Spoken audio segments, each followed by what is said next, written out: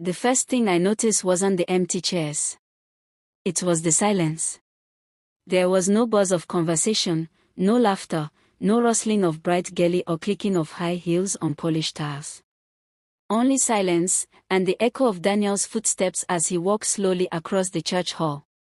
I stood at the back, half hidden behind the wooden doors, my wedding dress clinging to me like a cruel joke.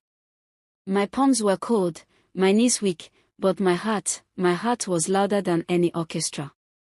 It beat so hard it felt like it would break through my ribcage and run far, far away. "Where is everyone?" I whispered to the usher, a young man I barely knew. He looked down, ashamed. "I don't know. They said they were coming." Everyone had said they were coming. I sent out 210 invitations. Personally, I called family. I reminded friends. I helped my auntie from Owerri book her transport. I paid for 2 cousins' flights. Everyone said they'd come. They promised. No one did. Except Daniel, my groom. He stood there by the altar, face pale, wiping sweat from his brow, trying to look composed. But I could tell, he was scared too. And confused. Mostly confused. I should have run. I should have taken off that suffocating white dress, thrown the bouquet in the trash, and gone home. But I walked down that aisle like a ghost, with no music, no bridesmaids, no father to give me away. And I married him. To the sound of my own heart cracking. Let me take you back. My name is Clara Obiora. First daughter of Hugo and Ezin Obiora. Born and raised in a disciplined home in Owerri. My parents were secondary school teachers, respected in the community, active in the church, and known for one thing: they didn't joke with reputation. From an early age, I was taught. Don't disgrace this family. Don't let any man use you. We are Obioras, we rise above. I carried that pride into everything I did at school, career, relationships. But pride can be a blindfold. It can stop you from seeing that the house you built on it is full of cracks. I met Daniel Kolu at a tech workshop in Abuja. I was 27, just finished my master's in information systems. He was a videographer, tall and expressive, with laughter that made you want to tell him everything. He was also not the type of man my parents wanted. He came from a broken home. His father left when he was 8. His mother raised him with bitterness. He was working his way up the creative industry, shooting weddings, documentaries, music videos. Glorified camera boy, my father called him. But I loved Daniel. He listened. He challenged me. He made me dream beyond the expected. He wanted to start a media company and open a film school. And he loved me with such raw honesty that I began to believe love could overcome tradition. After 2 years of dating, he proposed in Enugu, under a jacaranda tree where we first kissed. I said yes. I wish now I hadn't. The first warning came subtly.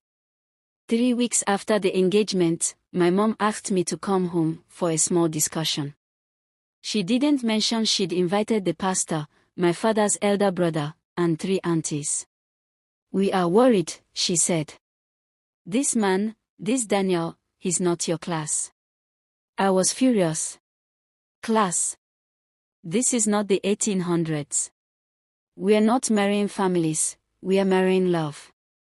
My uncle raised a finger. "My dear, you don't understand. We have invested in you. Your future is not just yours. It is the family's pride." I walked out. And for 2 months, I didn't speak to them. Then came the wedding planning. I tried to patch things. I begged. I apologized. They said, "Fine. We'll attend, but we don't support this union." My sisters promised to come. So did my cousins. My dad eventually sent N50,000 for drinks. My mom sent a head tie for my wine carrying. I thought things were thawing. Daniel's side wasn't better. His mother barely spoke to me. His brothers refused to join any group chat. But Daniel reassured me, "Babe, all we need is us."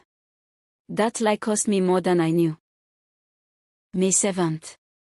The day I would never forget. Hair done. Makeup flawless. Dress fitted. Photographer ready. Daniel waiting at the church. I waited in the bridal room for the knock on the door that would say, "Time to go."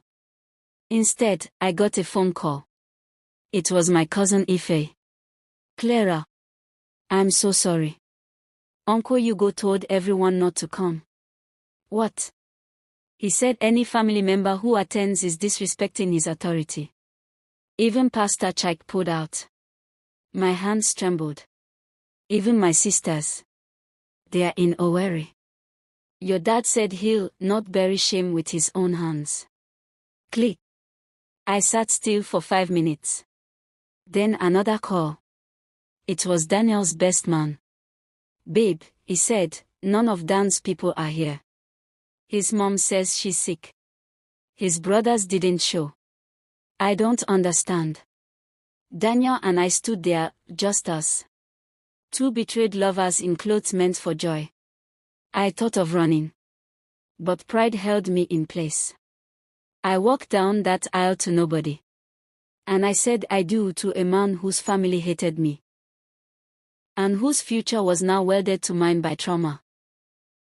We moved to Abuja 3 days later. I didn't cry. I didn't scream. I simply shut down. Daniel tried to make me smile. He took me out. Cooked for me. Bought me a necklace with Mrs. Kolu engraved on it. But I couldn't wear it. It burned. The calls stopped coming. No family member checked in. My own father sent a text, "Your bed, you made it. Now lie in it." I stopped attending church. I lost 5 kilograms. I kept reliving that day, wondering how 210 people could vanish from your life in one moment. Daniel was broken too. His brothers laughed at him. His mother blamed me. "You should have waited for the right one," she texted. We were two abandoned people trying to make a home with shattered wood. But something had changed in me. I no longer believed in people. And Daniel, he became restless. 6 months after the wedding, Daniel came home late. I was already in bed. He smelled of perfume, expensive, floral, not mine. "Where were you?" "Working." "You weren't." He stared at me. "What do you want from me, Clara? We live in a box of regret every day. Maybe we made a mistake." He didn't apologize. He just walked out. That night, I knew it was over. 3 weeks later, he moved out. 1 month after that, I filed for divorce. It took me 2 years to start breathing again. I moved to Port Harcourt. Got a job with a fintech company. Focused on my career. Started therapy. I blocked my father's number. Stopped trying to explain myself to people. I rebuilt, brick by painful brick. Eventually, I found peace. It didn't come from a man or an apology. It came from learning to stand alone and not hate the ground. At 32, I hosted a freedom party for myself. White dress. Cake. Music. And 37 real friends who came. They came. And they stayed. People ask me now, how could you survive all that? My answer. Because survival is not built in celebration. It's built in silence. In empty rooms. In shattered dreams. In weddings where no one shows up, but you walk down the aisle anyway. I no longer cry about that day. But I remember it every year.